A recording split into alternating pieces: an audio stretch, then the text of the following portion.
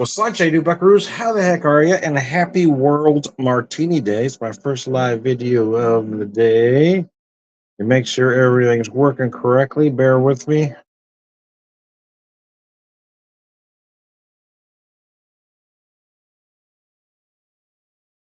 Oh, yeah, let me just fix that real fast and we'll be in business.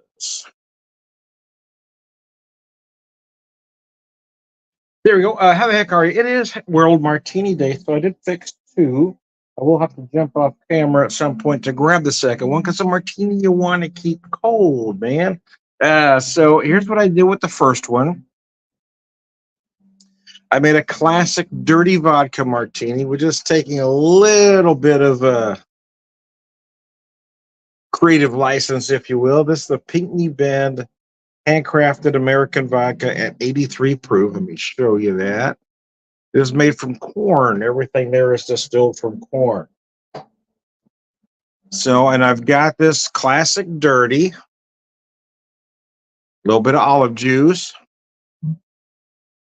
But to give it just kind of a little bit of summer flair, I put just a touch, just a little tiny touch of lemon juice in it as well. And I've got 2 feta stuffed olives in there. 2.5 ounces of vodka, about a half ounce of the olive juice to make it dirty. Oh man, that's good. That's delicious, man. So my second martini is going to be a gin martini, and not only is it a gin martini, but it's a barrel gin martini. So the flavors are stronger. So I wanted to have that one second. Again, happy World Martini Day. Hope everybody's having a martini. I didn't realize it was Martini Day, so I was looking stuff up. And it's World Martini Day, by golly. By golly, it's World Martini Day. Oh, mercy. I do enjoy a martini every once in a while. It's not a cocktail I drink often, but there are some days it just sounds good. Especially when the weather's as warm as it is right now. It is your perfect hot weather, relaxing cocktail. It's more refreshing than, say, a whiskey cocktail. You can go either vodka. Hell, I've even made whiskey martinis, to be honest with you. I think you can do anything you want. The cocktail police are not going to show up at your house.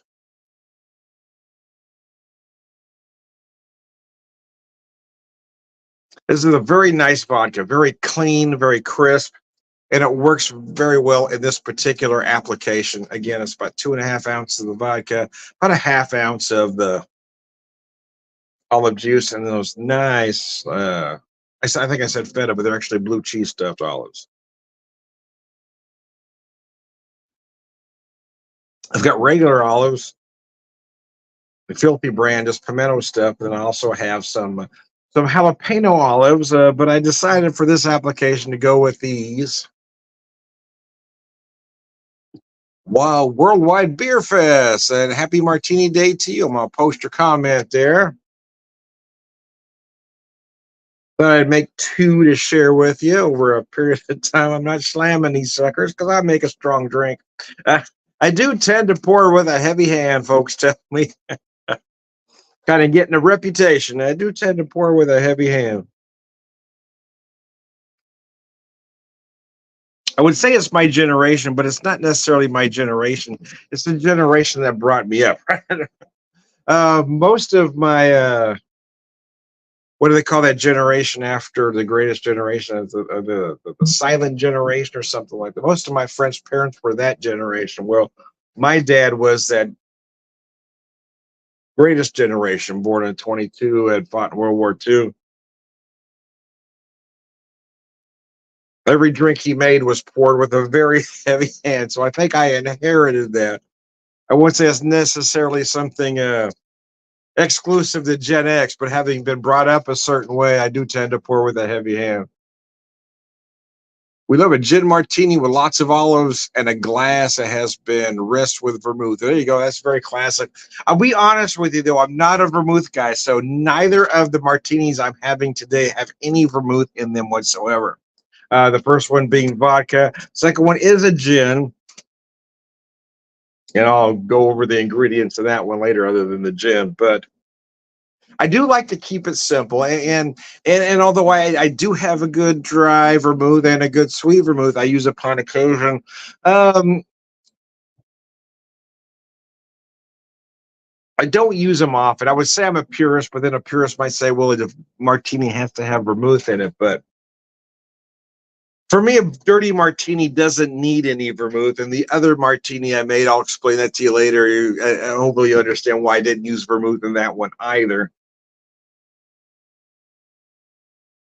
Well, it's more of a summer martini with the second one. But yeah, a lot of that is classic to rinse with vermouth. I won't say I've never done that, but the truth is I tend to leave out the vermouth a good portion of the time. I find a way to avoid it because I do like the classic dirty martini doesn't need any vermouth.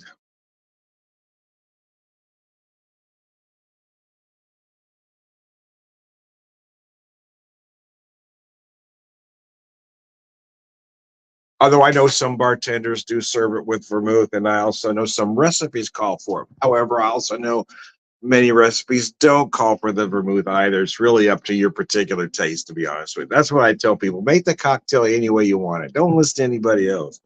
The cocktail police are not going to show up at your house, man. Enjoy your cocktail any way you like it.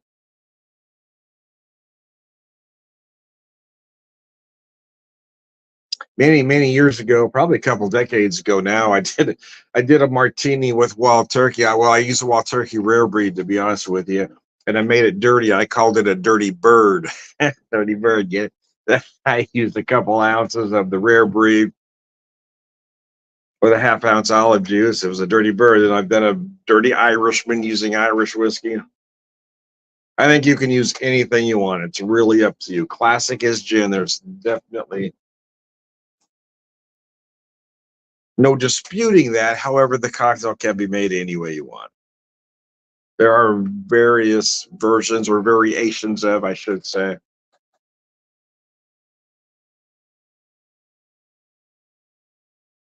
Any cocktail, martini, a highball, an old fashioned, a Manhattan should be there. They all should be made for enjoyment. And for that reason, there shouldn't be one specific way to make any of these cocktails. Use that basic template and do anything you want. That's what I do.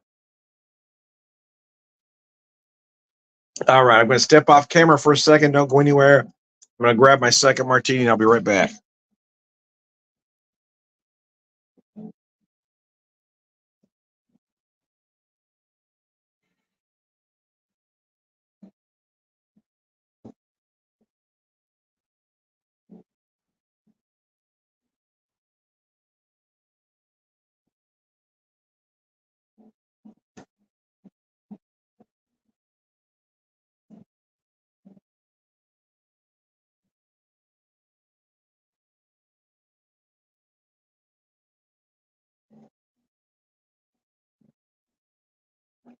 And slice. Here's the second one that I've garnished with a lemon peel and a lemon wedge. And there's a reason why I did that. Let me show you this gin and let me read you its story. And hopefully it'll make sense to you because it made sense to me as I was fixing this martini. A Songbird Gin, Goldfinch. It's a gin finished in Sauterne casks. So, and it's a big gin too at 94 proof. So it's not playing around, which makes it perfect for a martini. Gin finished in Sauterne cask, distilled from grain. Our Goldfish Sauterne cask finished gin was the first release in the Songbird series. Our bright, fresh gin evolved in the Sauterne cask, developing both wood and wine character. The result is an intriguing liquid, smooth and velvety, yet light and bright, which is why I thought it might make a great summer martini. Juniper and citrus blend with spice and dried fruit, but I feel like it's more citrus heavy than juniper for me anyway. Dried fruit to create a gin perfect for sipping on ice, straight, or mixed in your favorite cocktail. So anyway, let me show you that bottle there. And here's what I did with this. I've got about 2.5 ounces of that gin and I squeezed about a quarter ounce of lemon juice to really make it bright and fresh. Oh, you're on the West Coast. Yeah, yeah. It's after 3 here, man. It's a little early for a martini. Gotcha, gotcha. Yeah, typically not a cocktail you have until, well, technically 3 o'clock in most places is starting happy hour. And having grown up in California, yeah, I remember in the 70s anyway, there was a lot of, 3 martini lunches back in the day. But anyway, but I'll make one before dinner. I like to just drink one. They never taste as good as the first one.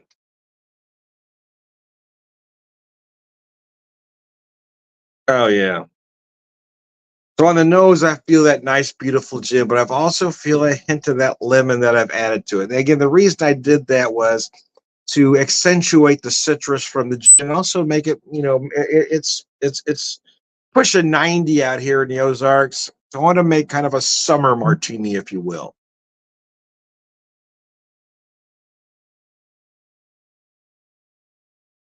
Oh gosh, that's gorgeous.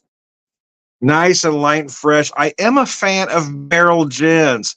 This is the first one I've had in Sauterne cask. Tomstown makes a great one. They age in their whiskey cask. Man, I just for a long time I just couldn't figure out gin. I wasn't a fan of those botanicals, especially the juniper. A lot of them were just too juniper heavy for me. But I tried to learn, and if I wasn't going to like it, I needed to understand it. But as I've been finding barrel gins, I've really been a fan of various distilleries' interpretation of the barrel gin. Again, I love the Tomstown, this one from Tiakida, which is local to me right here in Springfield, Missouri.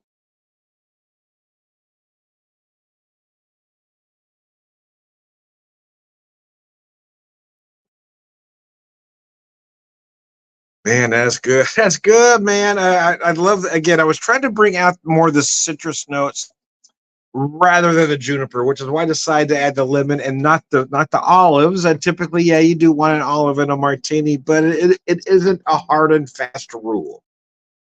And again, the cocktail police are never going to show up at your house. The regular police might, but the cocktail police won't. So I'm a fan of experimenting and making the cocktail any way you like.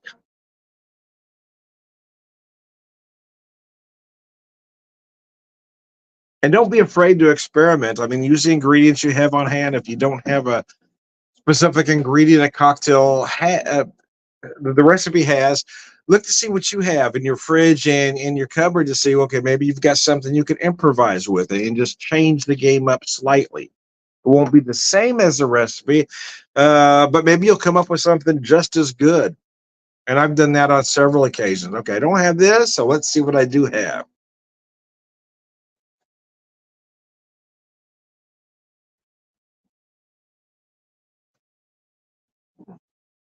Damn, that's delicious. That's good, man. I don't care who you are. That's tasty. I do like this song, Virgin. I don't know why it took me so long to pick it up. Again, it is local to me. A Tiaki Das sister company, a Springfield Brewing Company, right here in Springfield, Missouri. It's very good. I've had several of their other products, but mostly their whiskeys. I'm a big fan of their bourbons and ryes.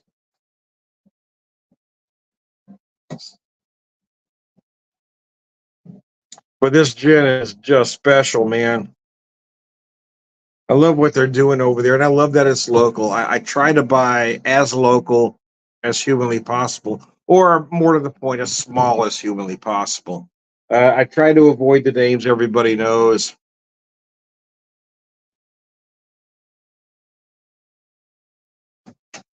I'm not one of these people who amass collections.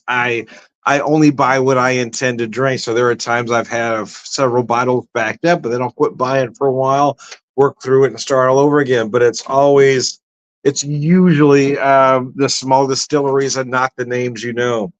Occasionally, I'll buy that name because of affordability, but I do try to avoid it at almost all costs. As I look around what I have on my bar cart, it's all small distillery product, and I'm very happy about that. That I'm not chasing names that somebody says I should have for my collection and driving up the price of a whiskey that doesn't deserve it. And I feel that those that thrive on the secondary market should be ashamed of themselves. But I've come to the conclusion that those folks have no shame, right?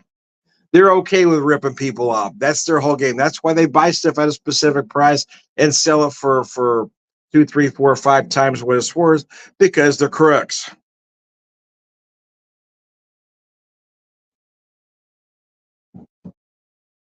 But I would be wrong if I just blamed folks that sold on the secondary market. People that buy in the secondary market are just as much to blame because if you wouldn't buy the damn products for more than it was worth, some jackass wouldn't be able to sell it for more than what it was worth. I mean, I just don't understand that mentality, man.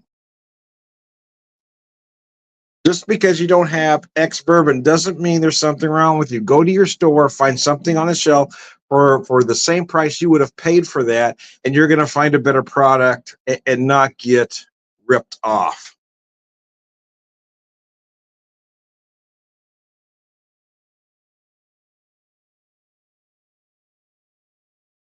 I will not buy on the secondary market. I refuse.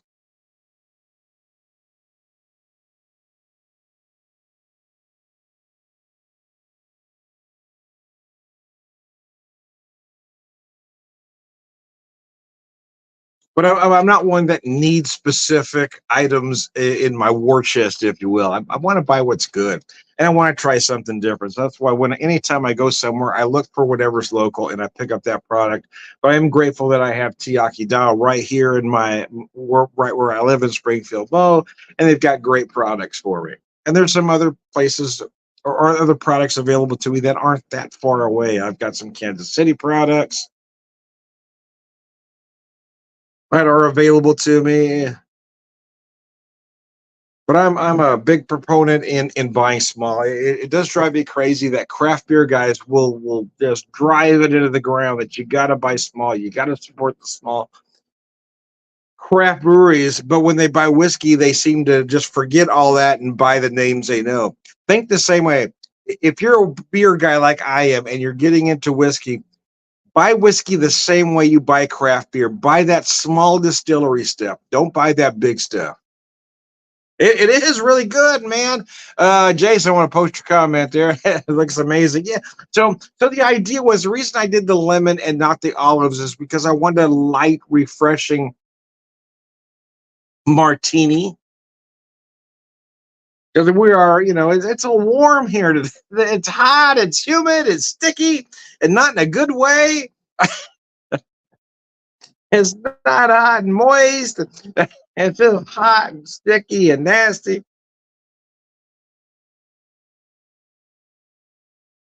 So I had the idea to make just a refreshing martini. So I used the Songbird gin, about a quarter ounce of fresh squeezed lemon juice, and then just use the lemon peel and the lemon wedge there, or the small lemon wheel, I guess. A little bigger than a wedge, or a half wheel, and not quite a full wheel. Anyways, I digress.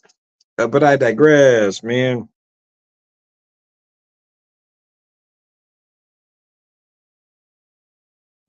But a day like this is good for a martini because it is hot out there. Just relax, pour yourself a drink, go outside on the patio if you've got some shade, or just stay inside in the air conditioning like I am doing at this particular moment in time. Anyways, I digress. I am Tom. I'm going to be the Martini Whisperer for the purpose of this video. And we're just going to skip to the end and say all around good guy.